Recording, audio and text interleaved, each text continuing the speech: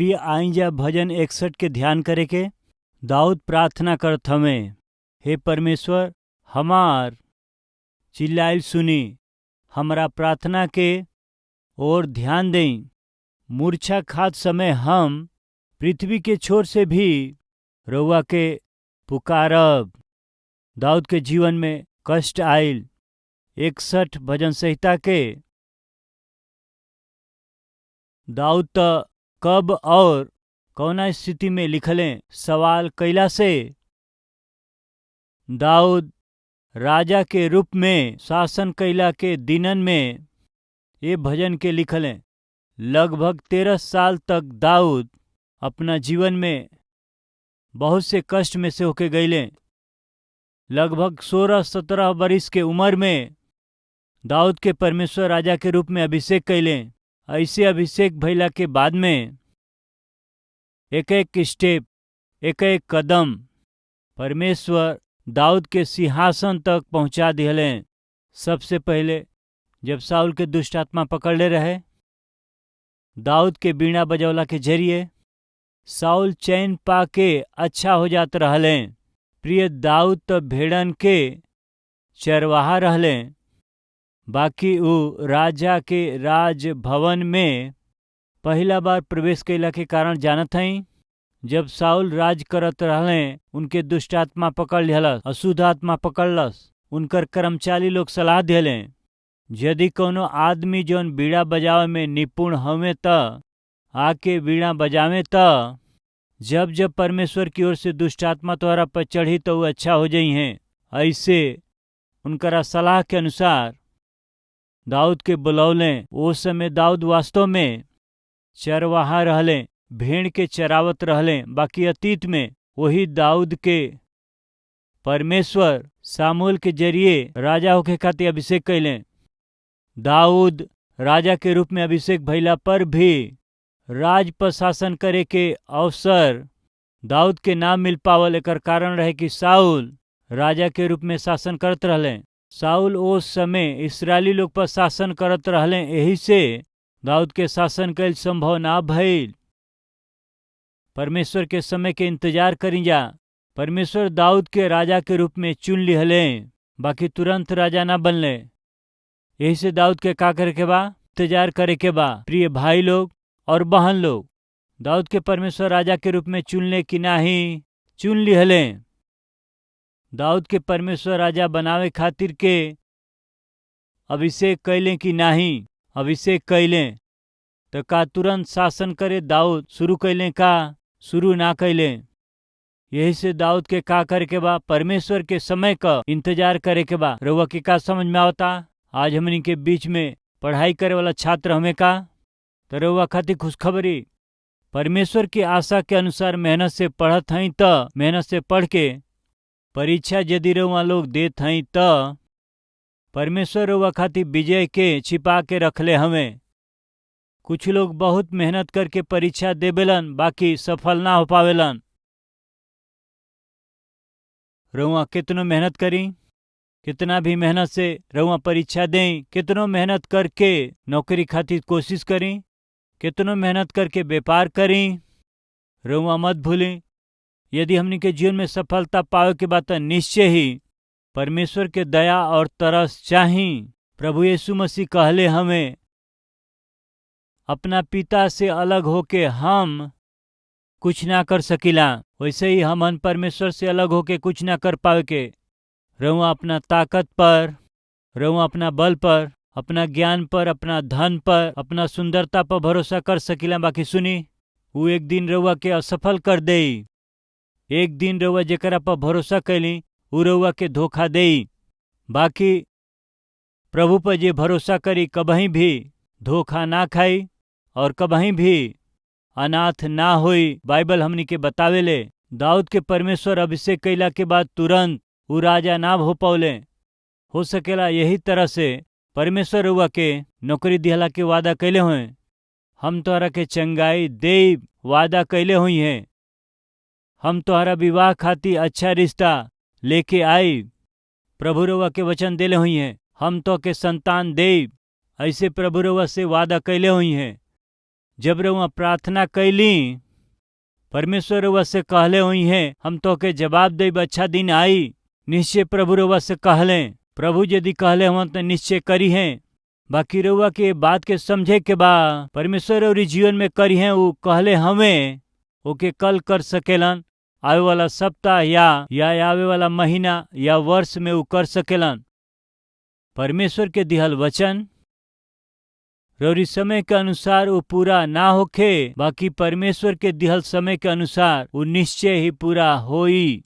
ऐसे दाऊद के जीवन में भइल। राजा के रूप में परमेश्वर दाऊद के अभिषेक कैले, बाकी वो तुरंत राजा ना बन पौले। उनके परमेश्वर के समय के इंतजार करे के पड़ल। और वो समय दाऊद के का कैलस जानत हैं का? जांचल गईले और उनके परखल गई। उतने नहीं, उनके परिपक्वता की ओर बढ़ावल गईल। परमेश्वर के जरिए परीक्षा, साउल के जरिए लियावल गईल कष्ट, मुसीबत, विपत्ति, खतरा और ये सब कुछ दाऊद के जीवन में अनेक पाठ के सिखा दिहलस।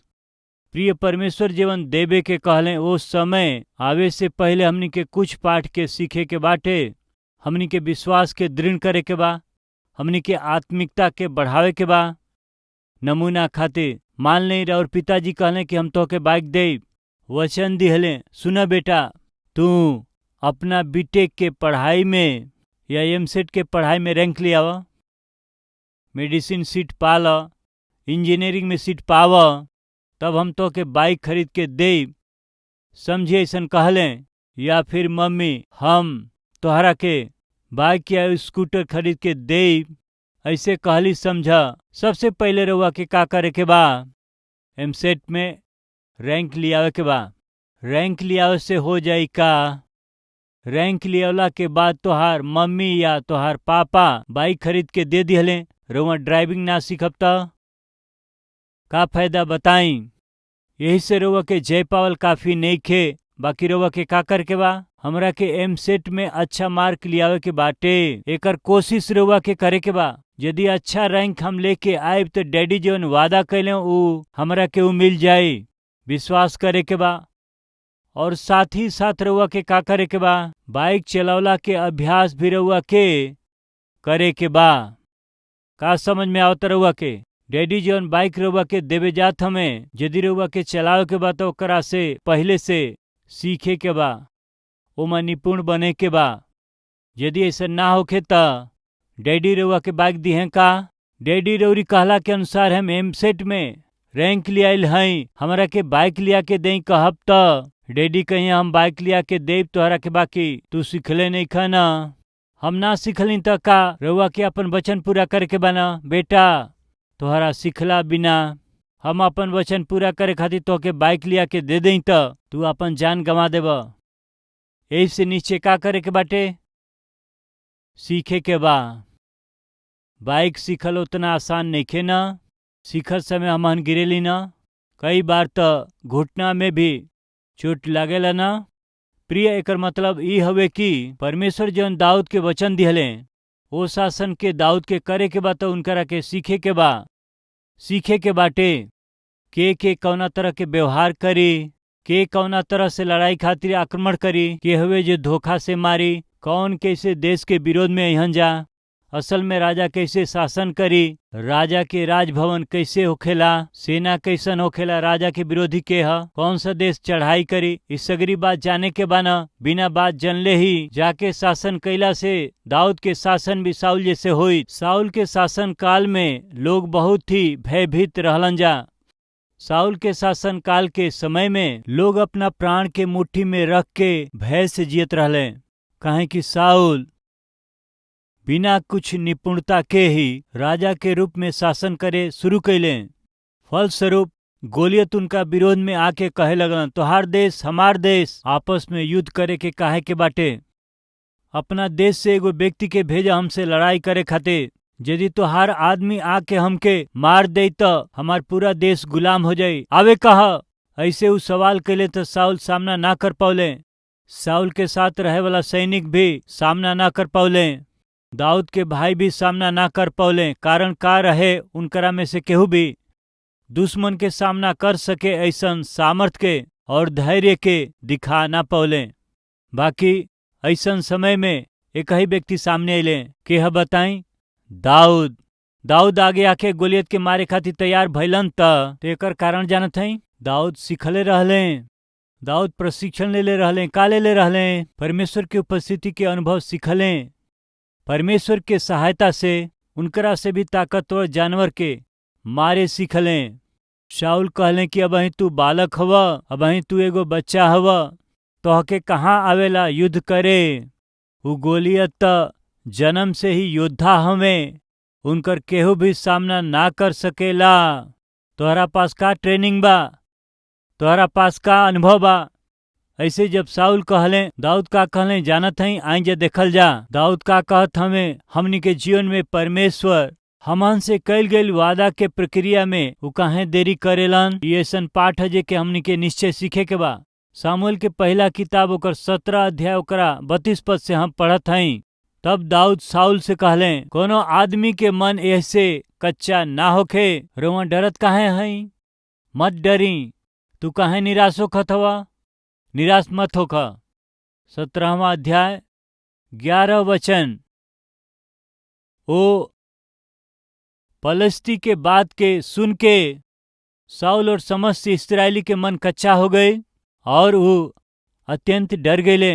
का लिखल बा?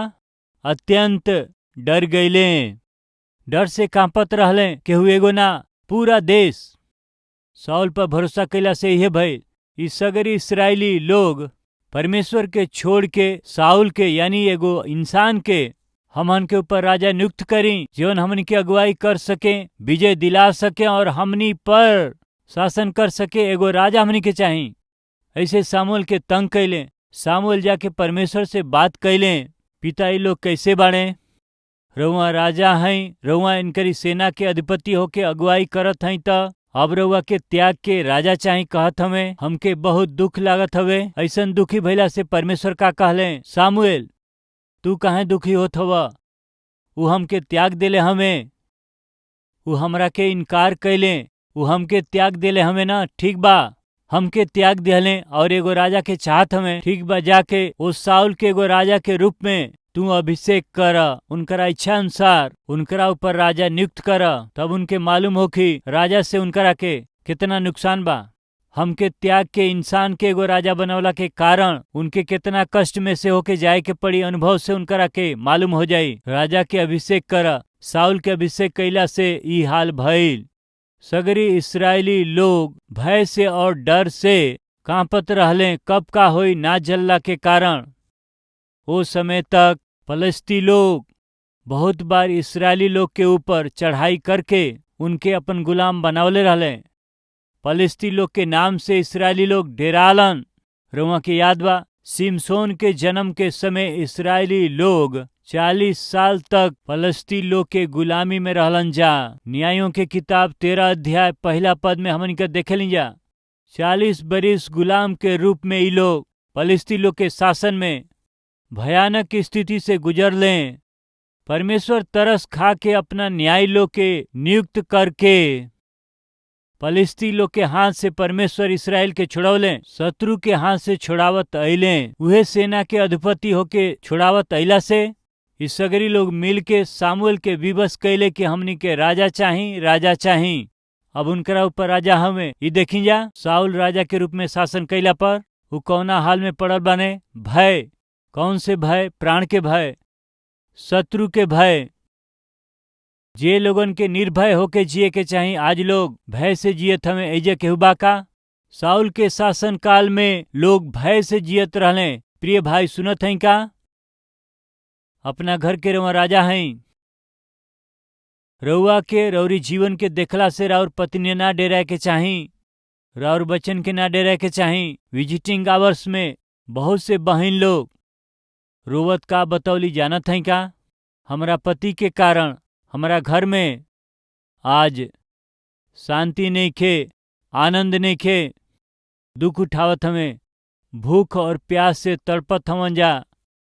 हमन के भविष्य के का होई हमन नेखी जानत। ई कर्जा कैसे चुकी नेखे मालूम। ये आदमी के कारण हम नरक के अनुभव करत हई। साउल के शासन काल में लोग नरक के देखले। साउल परमेश्वर से दूर भइल व्यक्ति हमें। परमेश्वर से दूर भइल पति के कारण परिवार के पत्नी और बच्चा नरक देखेलन जा। परमेश्वर से दूर भइल पत्नी के कारण परिवार में पति और बच्चा नरक देखेलन। आज हमनी के बीच में नरक दिखावाला केहू बाटे का?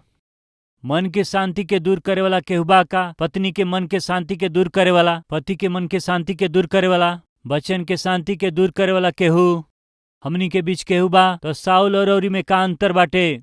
लोगन के जरिए चुनल गईला के बाद में जब साउल राजा बन गईले, राजा के रूप में जब नियुक्त भइले, तब साउल का कइले? उनके लोगन के सहारा बने के रहे बाकी, लोगन के भरोसा दियावे के रहे बाकी, लोगन के हिम्मत दिखावे के रहे बाकी। ऊ डरावत हमें प्रिय लोग। आज डरावे वाला पति हमें जा, डरावे वाला पत्नी हई जा, डरावे वाला बच्चा लोग हमें। फलस्वरूप घर में थरथरा करके रहेलन। पत्नी डरात हई, बच्चा लोग थरथरात हमें, पति थरथरात हमें। कारण जानत हई? डरवावत हमें। पत्नी के डराव वाला पति, पति लोग के डराव वाली पत्नी लोग, बाल बच्चन के डराव वाला माता पिता, माता पिता के डराव वाला बच्चा लोग। कहाँ ऐसन करत हमें? दुष्ट आत्मा बाटे, अशुद्ध आत्मा धैले बा। जौन आत्मा साउल के धैले रहे इनके धैले बा। यही खातिर से जे उनकरा पर निर्भर बा उनकरा शांति के वो लोग दूर करत हमें। ऐसन पति पत्नी के रूप में रहुआ हई तो सुनी, साउल के मार्ग में रहुआ चलत हई। साउल के शासन काल में केहू भी ऐसा ना रहे प्रिय लोग। कैसन रहले? डर के साथ और भय के साथ में वो थरथरात हमें जा। ऐसन समय में दाऊद आगे आके कहते हैं तो के डराए के जरूरत नहीं खे, तो हम लोग के केहू की निराश भइला के जरूरत नहीं खे। कितना सुंदर और अद्भुत बात हवे। पढ़े के आई जा 17वां अध्याय 32 वचन के दूसरा लाइन। कोनो आदमी के मन उनकरा कारण कच्चा ना होखे, निराश मत होखे। ई चाही निराश भइल पत्नी के देख के तू निराश मत होखा, ऐसन कहे वाला पति चाही।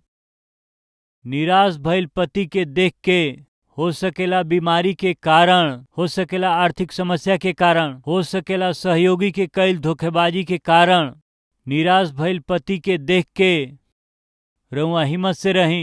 निराश भइले के जरूरत नहीं खे।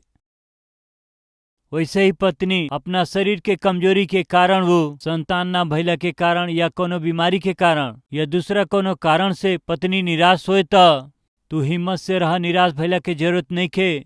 ऐसे हिम्मत देवे वाला पति चाही, हिम्मत देवे वाली पत्नी चाही।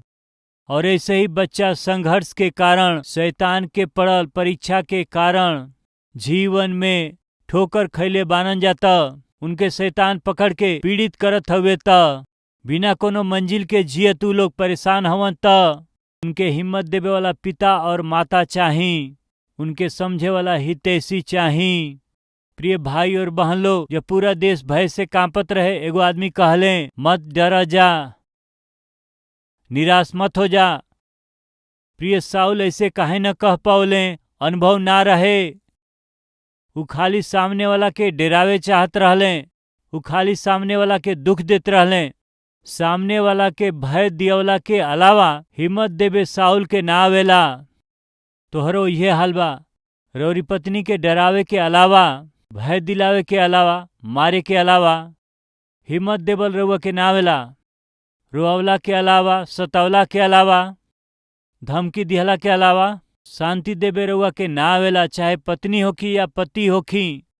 का अंतर बा साउल में और रउआ में? ऐसन समय में दाऊद आके हिम्मत देत हमें, निडर करत हमें, शांति देत हमें। उतने नाही, हम तोहरा साथे आई कहत हमें।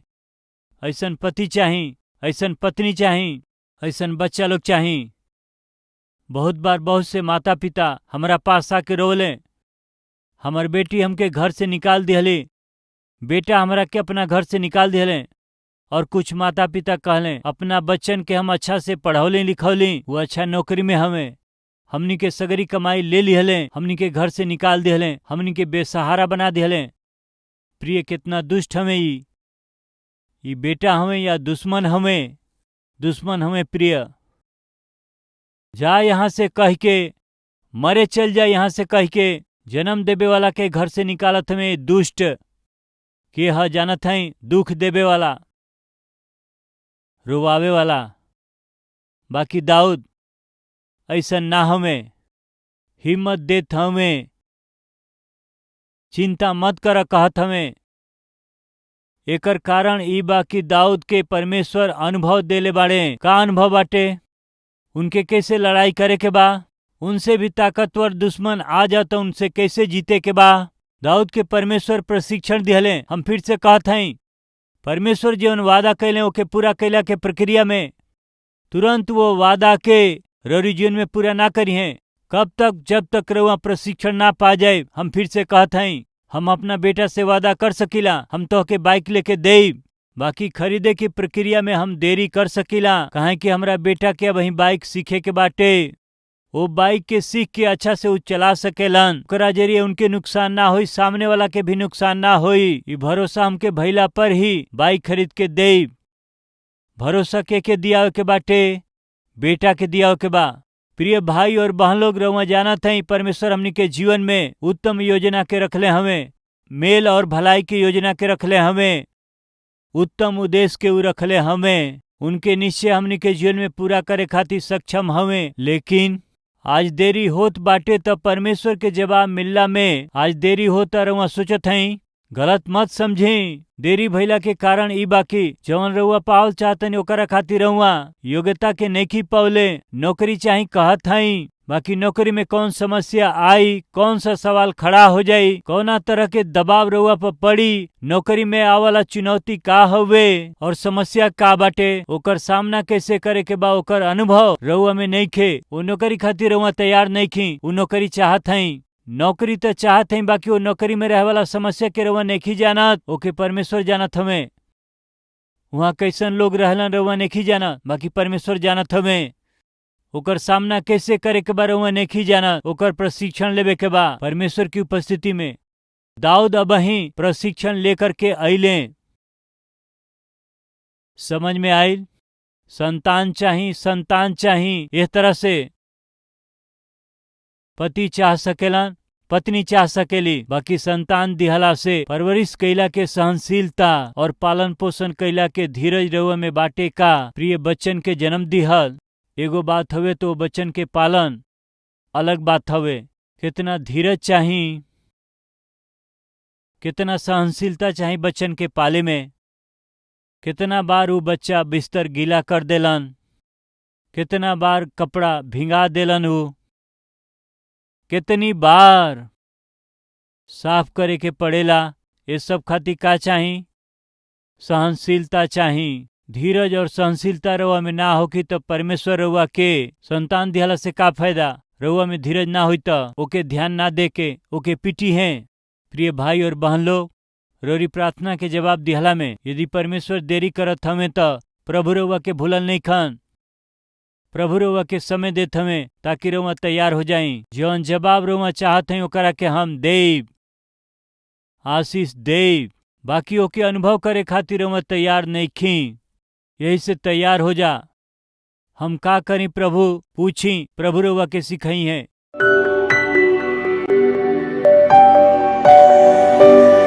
महान पवित्र प्रेमी पिता परमेश्वर, साउल जब संकट आयल, विपत्ति आयल त शत्रु आक्रमण कैले, तब उनके कुछ समझ में ना आयल।